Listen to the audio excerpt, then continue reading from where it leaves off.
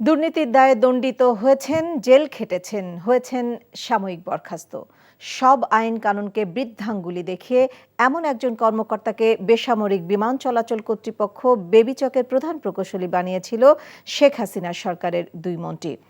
বলছিলাম সরকারি সংস্থার স্পর্শকাতর পদে ছলচাতুরি করে দায়িত্ব পাওয়া বেবিচকের প্রধান প্রকৌশলী শহীদুল আফরোজের কথা।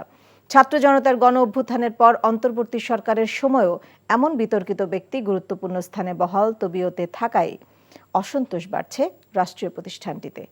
নিয়ামুল আজিজ সাদেকের বিশেষ রিপোর্ট। সারা দেশের বিমান চলাচল নিয়ন্ত্রণ ও তত্ত্বাবধান করে যে প্রতিষ্ঠান, সেটি হলো বেসামরিক বিমান চলাচল কর্তৃপক্ষ বেবিচক।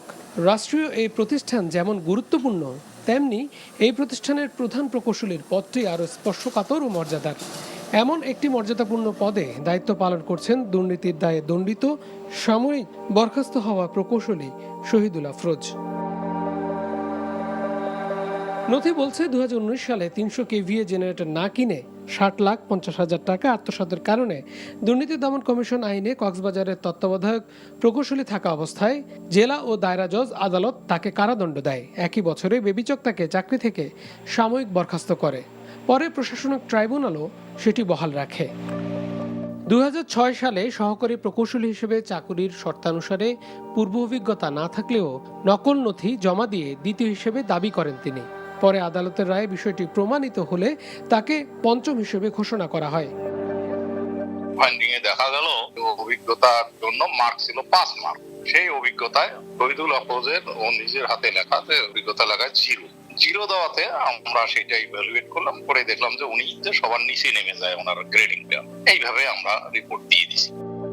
2023 সালের মে মাসে শহীদুল আফরোজ চাকরি ফিরে পেতে আবেদন করলেও সে সময় বেসামরিক বিমান পরিবহন মন্ত্রণালয়, জনপ্রশাসন মন্ত্রণালয় ও সিভিল এভিয়েশন কর্তৃপক্ষ ফৌজদারি মামলা চলাকালীন তার বিরুদ্ধে বরখাস্তের আদেশ প্রত্যাহারের সুযোগ নেই বলে জানান। এরপরও থেমে থাকেননি শহীদুল আফরোজ। চাকরিবিধি লঙ্ঘন করে বেসামরিক বিমান চলাচল মন্ত্রণালয়ের সংসদীয় কমিটির কাছে তদবির করেন চাকরি পুনর্বহালের জন্য। কমিটি তার চাকরি ফিরে পাওয়ার বিষয়ে ইতিবাচক মত দেয়। সে সময় আইনমন্ত্রী আনিসুল হক এবং বেসামরিক বিমান চলাচল মন্ত্রী ফারুক খান সুপারিশ করেন মামলা নিষ্পত্তি না হওয়া পর্যন্ত চাকরি করতে দেয়া হোক। এরই সুযোগে শহীদুল আফরোজ তত্ত্বাবধায়ক প্রকৌশলী পদটি ফিরে পান। প্রতিষ্ঠানগুলো আসলে দুর্নীতির কারণে জিম্মি অবস্থায় ছিল এবং দুর্নীতি সহায়ক ভূমিকা পালন করেছে সেই প্রতিষ্ঠানের নেতৃত্ব পর্যায়ে বা গুরুত্বপূর্ণ অবস্থানে অধিষ্ঠিত ব্যক্তিবর্গ। তারা ধারাবাহিকভাবে কর্তৃত্ববাদের সময় পুরস্কৃত হয়ে আসছে, বিচারহীনতা ভোগ করে আসছে এবং একই ধারাবাহিকতা যদি এখনো বিদ্যমান থাকে, রক্তের যে মূল্য সেটা আমরা দিতে পারছি না। অথচ চার্জশিটভুক্ত হিসেবে দুর্নীতি দমন কমিশনের মামলা নিষ্পত্তি না হওয়া পর্যন্ত এমন পদ ফিরে পেতে পারেন না। বেবিচক কর্মচারী চাকুরি প্রবিধানমালা 2001-এর 67 ধারা এবং সরকারি কর্মচারী আইন 2018 অনুসারে সাময়িক বরখাস্তের আদেশ মামলা নিষ্পত্তি না হওয়া পর্যন্ত প্রত্যাহারের সুযোগ নেই। যে আপনার বিরুদ্ধে বেশ কিছু অভিযোগ এসেছে, কয়েকটা পত্রিকা টেলিভিশনে এসছে। না, এটা চেয়ারম্যান মেম্বার অ্যাডমিন, আমি কথা বলতে পারবো না। আপনার বিরুদ্ধে যে এলিগেশনগুলো এসছে, বিশেষ করে সরকারি চাকুরি বিধিমালা ভেঙে 2024 সালে ফেব্রুয়ারির 5 তারিখে প্রধান প্রকৌশলীর দায়িত্ব পান শহীদুল আফরোজ। বেসামরিক বিমান চলাচল কর্তৃপক্ষের চেয়ারম্যান জানালেন, শহীদুল আফরোজের চাতুরির বিষয়টি তারও জানা। আমাদের অনেক ইঞ্জিনিয়ার, অনেক ফ্লাইট সেফটি রেগুলেশনসের লোকজন আছে, যাদের নামে কেস হয়ে আছে, কেস এখনো দুদকের কেস, বিভিন্ন ধরনের কেস চলছে।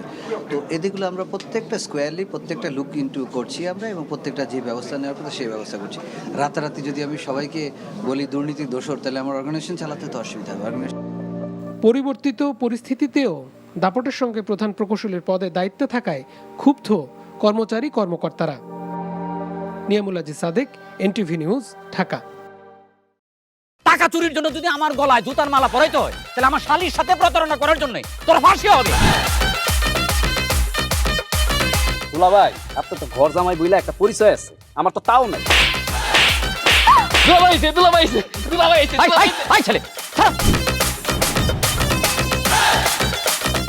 রাজনৈতিক ফ্যামিলির মেয়ে হয়ে ওই কাজ করবে।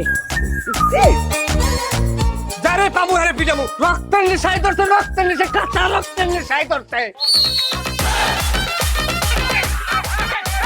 তোমার এই পলিটিক্স আমার বাম পকেটে থাকে। তোদের বউরে ঝামেলা পাকাই। আমি তখন বিয়ে করিনি। দুইটার আমি গুলি করে মারু। মাসুদরা কোনোদিন ভালো হয় না। আপনার পোশাক আশাক দেখে কিন্তু আপনার তালুকদার বংশের লোক মনে হয় না আব্বা, আপনার মনে হয় যে আপনি ফকির বংশের লোক।